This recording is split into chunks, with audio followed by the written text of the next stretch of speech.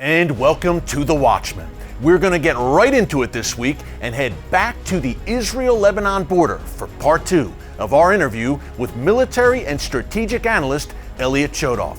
Now, if you missed part 1 last week, Elliot broke down the Hezbollah threat to Israel and the region, the rockets, the missiles, the foot soldiers, and the terror tunnels, all backed by Iran. Elliot is a veteran of the Israel Defense Forces and still serves today as a major in the IDF reserves. He shares with us why Hezbollah is not just the world's most dangerous terrorist organization, they are a terrorist army that the entire world needs to be concerned about. Let's head back to Israel's border with southern Lebanon, Hezbollah country, with Elliot Chodoff.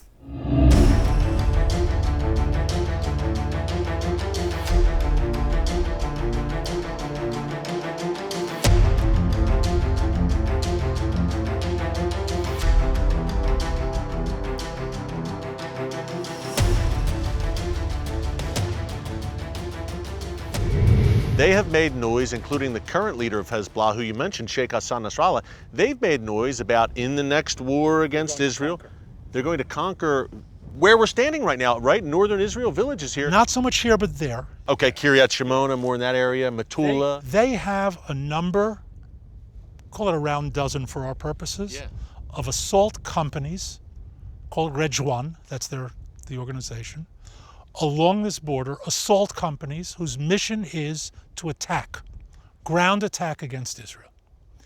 And anybody who knows anything about ground combat knows a company in the assault will take some ground.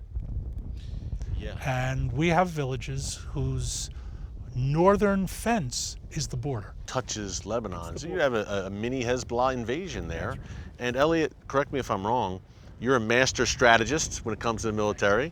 If Hezbollah, say they come over the border, they plant the Hezbollah flag for even an hour and they hold the village, the IDF wipes them out, but that image of the Hezbollah flag on Israeli territory beams worldwide, victory. Yes. Propaganda, coup. That's right.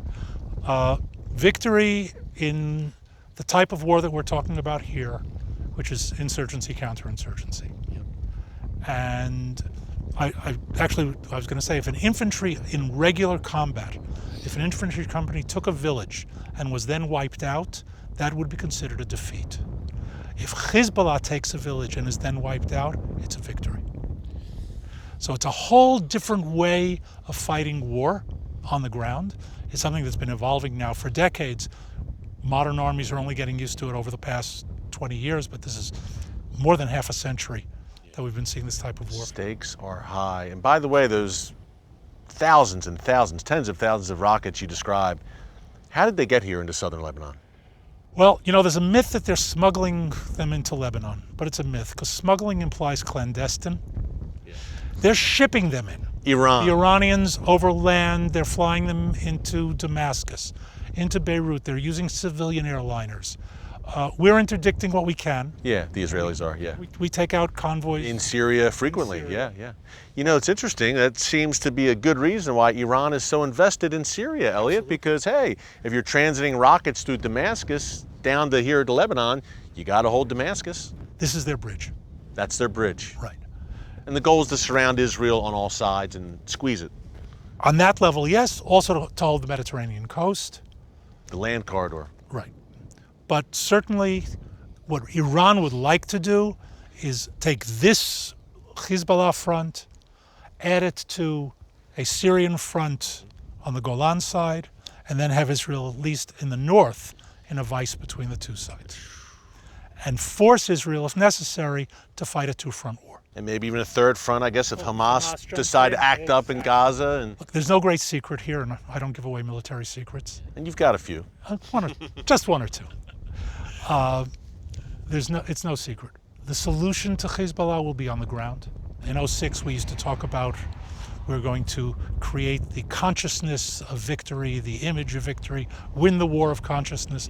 Now we're talking about eradicating, erasing, destroying, defeating. Defeating Hezbollah once and for all in the next go-round, On the ground. On the ground. Not just from the air. The air can't do it. It's got to be a ground incursion. Right. Yeah, and you were involved the '06 war. Hey, you were here. I was here.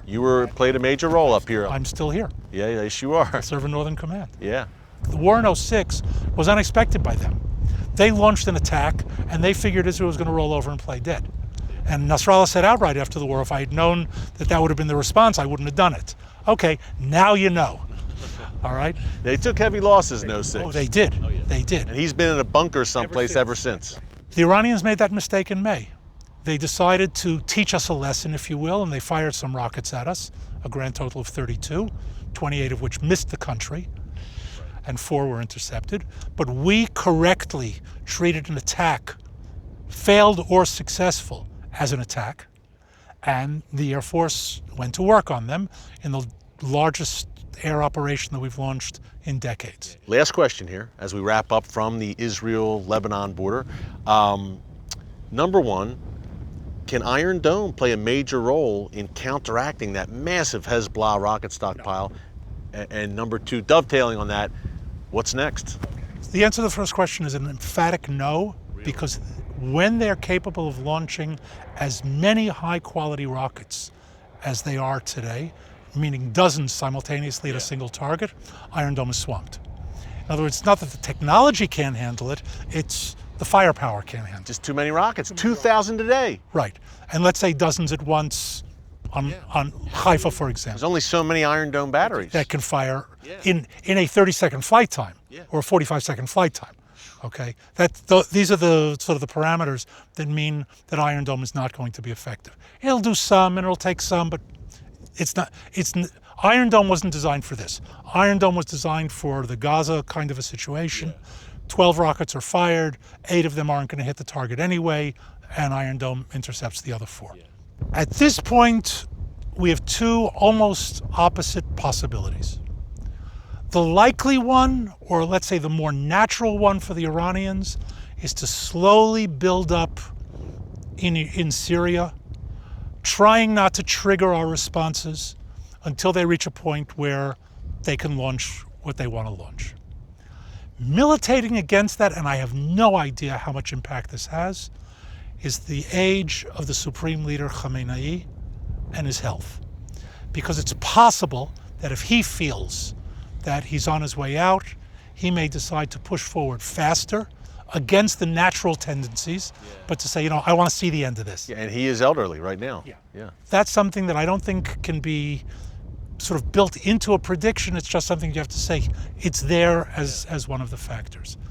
I don't see something in the immediate, but the immediate in this country is the next 2 to 3 hours. Like you've said before, Elliot, these are not guys in caves. No. These are smart, strategic, educated chess players, yes. And they're not going to show their hand, number one. They're not going to play their best hand.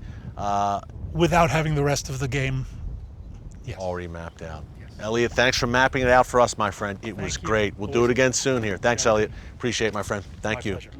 Thanks again to Elliot Chodoff for that great analysis of the Hezbollah threat these past 2 weeks. They don't come any better.